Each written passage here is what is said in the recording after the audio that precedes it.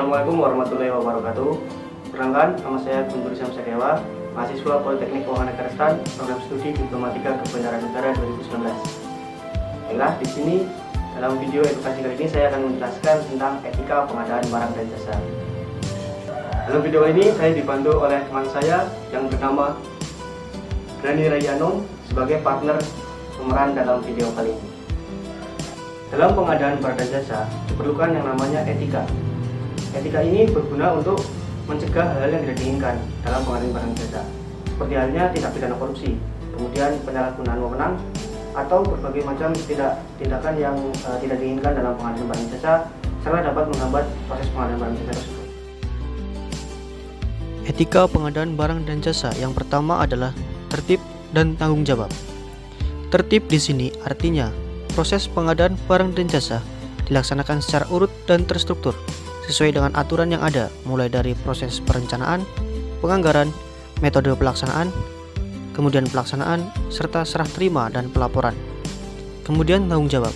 Tanggung jawab berarti kita harus melaksanakan tugas yang sudah diberikan kepada kita dengan sungguh-sungguh. Kemudian yang kedua, profesional, mandiri, dan menjaga rahasia.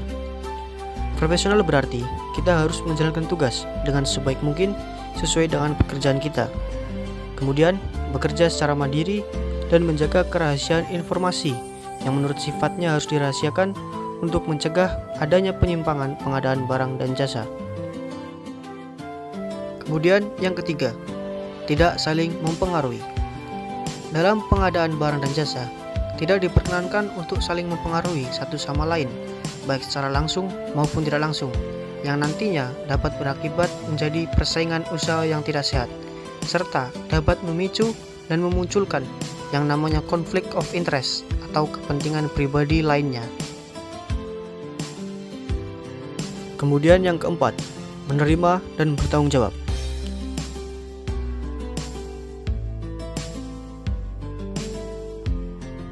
Dalam pengadaan barang dan jasa, segala keputusan yang telah ditetapkan sesuai dengan kesepakatan tertulis pihak-pihak yang terkait harus diterima dan dipertanggungjawabkan dengan sebaik mungkin.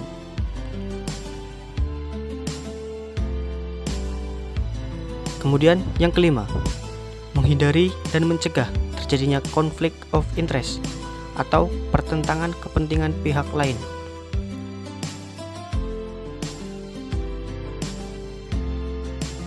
Hal ini tentunya bertujuan untuk mencegah adanya hal-hal yang tidak diinginkan seperti kolusi, nepotisme, tindak pidana korupsi, penyalahgunaan wewenang, dan berbagai macam hal yang tidak diinginkan lainnya yang nantinya dapat mengganggu dan menghambat proses pengadaan barang dan jasa.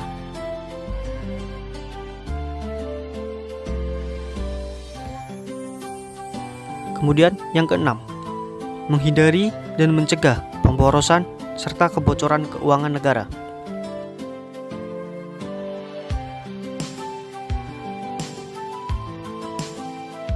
Karena pada dasarnya pengadaan barang dan jasa ini menggunakan dana yang bersumber dari APBN dan APBD, maka alangkah baiknya jika pengadaan barang dan jasa ini tidak boros dalam pengeluarannya, sehingga hal ini sesuai dengan prinsip pengadaan barang dan jasa, yaitu efektif dan efisien. Kemudian yang ketujuh, menghindari dan mencegah penyalahgunaan wewenang atau kolusi.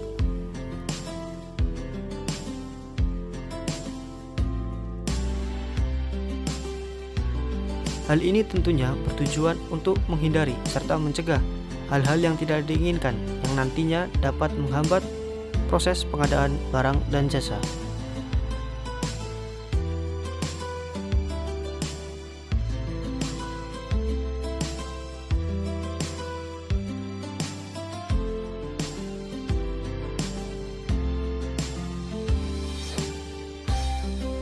Kemudian yang kedelapan atau yang terakhir yaitu tidak menerima, menawarkan, atau menjanjikan. Dalam pengadaan barang dan jasa, sangat tidak diperkenankan untuk memberi atau menerima hadiah, imbalan, komisi, rabat, dan apa saja dari dan atau untuk siapapun yang diketahui atau patut diduga berkaitan dengan pengadaan barang dan jasa yang nantinya dapat memicu yang namanya suap atau gratifikasi yang termasuk tindak pidana korupsi.